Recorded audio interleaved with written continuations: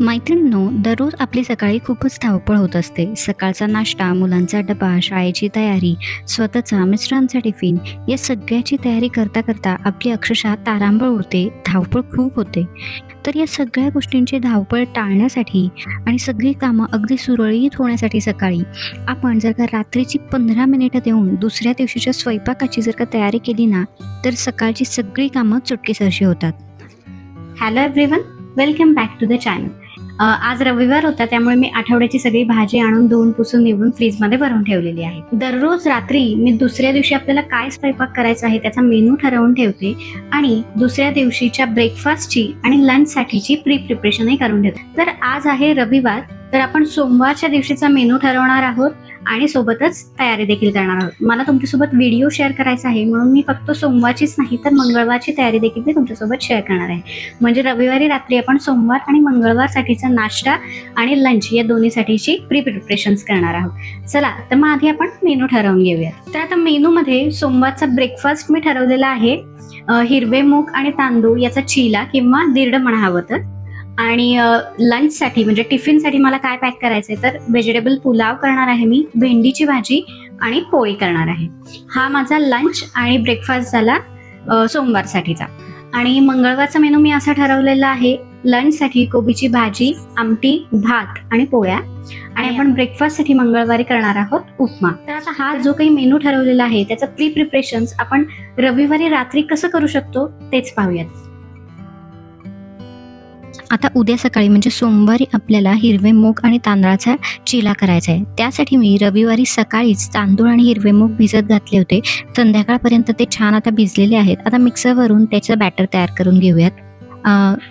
तांदूळ आणि हिरव्या मुगासोबतच मी थोडासा लसूण आणि 1-2 हिरव्या मिरच्या देखील घातलेल्या आहेत. दिरड्यासाठी आपलं बॅटर रेडी झालेलं आहे. जेव्हा आपल्याला सकाळी दिरडे करायचे असेल त्यामध्ये फक्त 1-1.5 चमचा आपण बेसन पीठ आणि मीठ ॲड करणार आहोत यामध्ये. आणि आपलं नाश्त्यासाठीचं बॅटर रेडी आहे. पटापट याचे आपण दिरडे सकाळी करू शकतो. सोमवारची टिफिनसाठीची आपली भाजी आहे भेंडीची भाजी. तर ती भेंडी आपण सकाळी चिरण्याऐवजी रात्रीच जर का चिरून ठेवली तर सकाळी आपल्या भाजी चिरण्यामध्ये खूप सारा वेळ वाचतो. भेंडी अशी चिरून ठेवलेली असली ना की भेंडीला फोडणी दिली की आपली भाजी पटकन रेडी होते. नाश्त्याची तयारी झाली, दुपारच्या भाजीची देखील तयारी झाली. आता हवं तर तुम्ही कणिकही मळून ठेवू शकता, पण मी शक्यतो कणिक सकाळीच मळते. त्यानंतर आपल्याला करायचा आहे पुलाव. पुलावासाठी लागतात खूप साऱ्या भाज्या. माझ्याकडे गाजर, फ्लॉवर, श्रावण घेवडा आणि मटार होते, तर ते देखील मी छोटे छोटे त्याचे काप करून ठेवले. म्हणजे मला सकाळी या सगळ्या भाज्या चिरण्यामध्ये खूप सारा वेळ जाणार नाही. आणि रात्रभर अशा आपण भाज्या चिरून एका डब्यामध्ये भरून ठेवल्या ना की सकाळपर्यंत छान ताज्या राहतात, काहीही त्याला होत नाही. गाजर थोडंसं मी जास्त चिरलेलं आहे, ते मला मंगळवारी सॅलडसाठी सुद्धा मी यूज करू शकतो डब्यात द्यायला. पुलावसाठी आता फक्त माझा कांदा चिरायचा राहिलेला आहे, तो मात्र मी सकाळीच चिरणार आहे. फक्त एक कांदा चिरला आणि या सगळ्या भाज्या घातल्या की आपला पुलाव रेडी. आजकाल मुलांच्या स्कूलमध्ये फ्रूट ब्रेक देखील असतो, तर त्यासाठी कंपल्सरी आपल्याला फ्रूट्स द्यावे लागतात डब्यामध्ये. तर काही फ्रूट्स आपण रात्रीसुद्धा चिरून ठेवू शकतो, जसं की आता वॉटरमेलन जर कसं चिरलेलं असेल तर ते आपण सकाळी नाश्त्याला वापरू शकतो. आपणही लंचसाठी ऑफिसला घेऊन जाऊ शकतो आणि मुलांना तर सकाळी गडबडीत देताही येतं टिफिनमध्ये. जर का संत्री वगैरे द्यायची असेल तर ती सुद्धा तुम्ही रात्री सोलून ठेवू शकता टिफिनसाठी. आता इथे आपली सोमवारसाठीची सगळी तयारी झालेली आहे. भाजी चिरून ठेवली, पुलावसाठी भाज्या चिरून ठेवल्या, नाश्त्यासाठी बॅटर रेडी करून ठेवलं आणि फ्रूट्स देखील कट करून ठेवले. आता मंगळवारसाठीची तयारी करून ठेवू. सगळ्यात आधी आपण मंगळवारच्या भाजीसाठी कोबी चिरून ठेवणार आहोत. कोबी चिरण्यासाठी देखील खूप वेळ लागतो. सकाळी गडबडीत कोबी चिरण्याऐवजी रात्रीच तुम्ही कोबी व्यवस्थित चिरून एका हवाबंद डब्यामध्ये भरून फ्रीजमध्ये ठेवू शकता. कोबी काही एका रात्रीमध्ये अजिबात खराब होत नाही आणि त्यामुळे आपली भाजी सकाळी पटकन होते. मंगळवारच्या नाश्त्यासाठी आपण उपमा डिसाईड केलेला होता. तर उपम्यासाठी रवा भाजायला सकाळी खूप वेळ लागतो. तर त्यासाठी तुम्ही काय करू शकता, एकतर रात्री रवा भाजून ठेवू शकता किंवा मग उपमा प्रीमिक्स रेडी करू शकता. उपमा प्रीमिक्स करण्यासाठी तेलामध्ये पूर्ण आपली फोडणी करून घ्यायची. मोहरी, शेंगदाणे, कढीपत्ता, मिरची आणि आलं खिसलेलं हे सगळं घालून व्यवस्थित परतून घ्यायचं. आता यामध्ये तुम्हाला जी काही रव्याची क्वांटिटी ॲड करायची ती ॲड करून घ्यायचं. इथे मी बारीक रवा 1 वाटी ॲड केलेला आहे आणि आता हा रवा व्यवस्थित मी परतून भाजून घेणार आहे. रवा भाजत आला की यामध्ये आवश्यकतेनुसार मीठ आणि चवीपुरती साखर आणि थोडंसं लिंबू पिळून घ्यायचं आहे. रवा व्यवस्थित भाजून झाला की आपलं प्रेमिक्स रेडी आहे उपम्यासाठी. हे आता तुम्ही एका डब्यामध्ये काढून ठेवू शकता. हवाबंद डब्यामध्ये फ्रीजमध्ये हे आठवडाभर तरी खूपच चांगलं राहतं. जेव्हा कधी तुम्हाला उपमा करायचा असेल तर तुम्ही असं प्रेमिक्स आधी तयार करून ठेवू शकता. आता जेव्हा ॲक्च्युअली आपल्याला उपमा करायचा असतो तेव्हा काय करायचं तर तेलामध्ये थोडासा कांदा परतवून घ्यायचा, त्यामध्ये पाणी घालायचं आणि पाणी उकळलं की हे प्रेमिक्स त्यामध्ये ॲड करायचं. झाकण ठेवलं की 5 मिनिटामध्ये आपला उपमा रेडी होतो. चला आता इथे आपल्या मंगळवारच्या नाश्त्याची तयारी देखील झालेली आहे. आता आदल्या दिवशी रात्री आणखीन एक महत्त्वाची तयारी करायची, ती म्हणजे आपले ऑफिसचे डबे, मुलांचे शाळेचे डबे, बॉटल सगळ्या व्यवस्थित धुवून पुसून कोरड्या करून ठेवायच्या, म्हणजे सकाळी आपल्याला पटकन त्यामध्ये टिफिन भरता येतो. आणि सगळ्यात शेवटी ओटा व्यवस्थित आवरून पुसून स्वच्छ करूनच मग झोपायचं, म्हणजे आपल्याला सकाळी उठल्यानंतर फ्रेश वाटतं किचनमध्ये.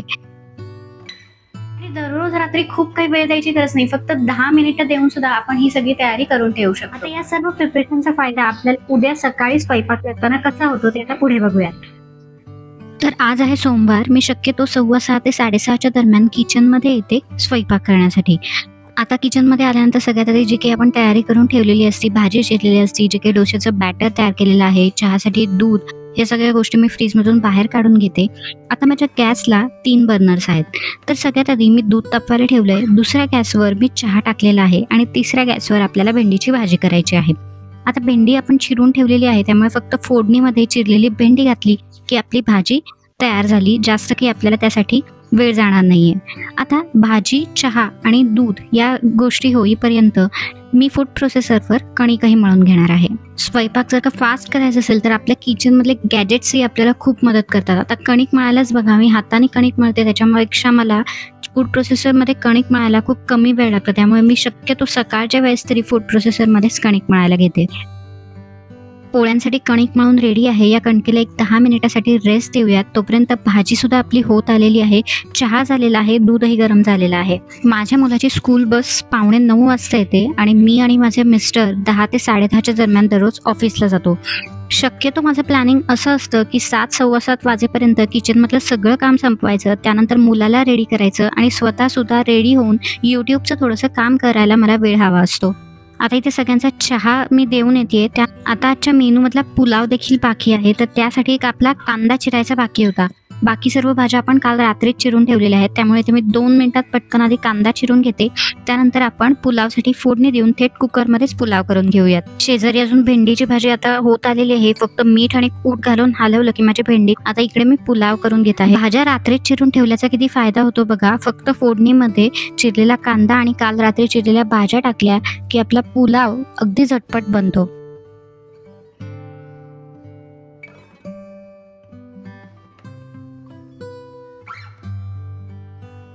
इथे माझी भेंडीची भाजी झाली, त्यामुळे मी गॅसवरून उतरवली. आता इथे मी पॅन ठेवणार आहे आपल्याला जे दिरडे करायचे आहेत त्यासाठी.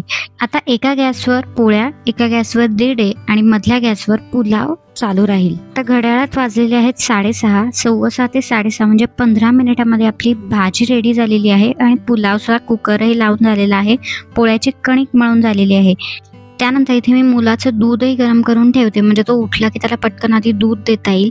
त्यानंतर आपण जे काही काल दिरड्याचं बॅटर रेडी केलेलं होतं हिरवे मूग आणि तांदळाचं, त्यामध्ये 1 चमचा मी बेसन पीठ आणि मीठ घालून मिक्स करणार आहे आणि मुलासाठीचा नाश्ता देखील तयार करून ठेवणार आहे.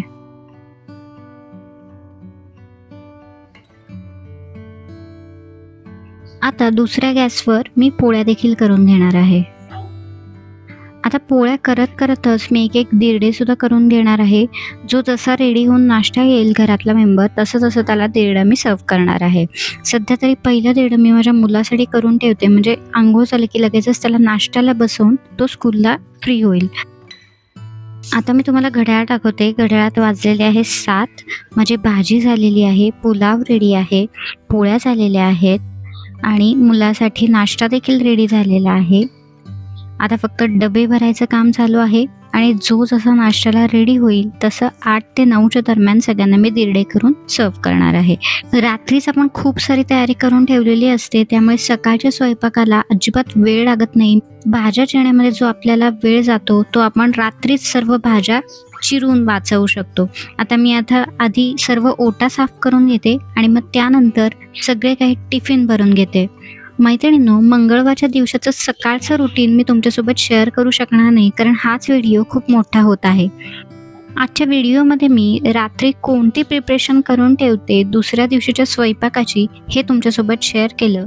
जर का हा व्हिडिओ तुम्हाला थोडा जरी युजफुल वाटला असेल ना, तर व्हिडिओला लाईक करायला, कमेंटमध्ये मला तसं सांगायला अजिबात विसरू नका.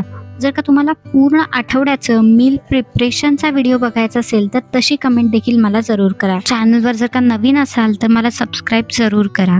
पुन्हा भेटूयात पुढच्या रविवारी. तोपर्यंत बाय बाय.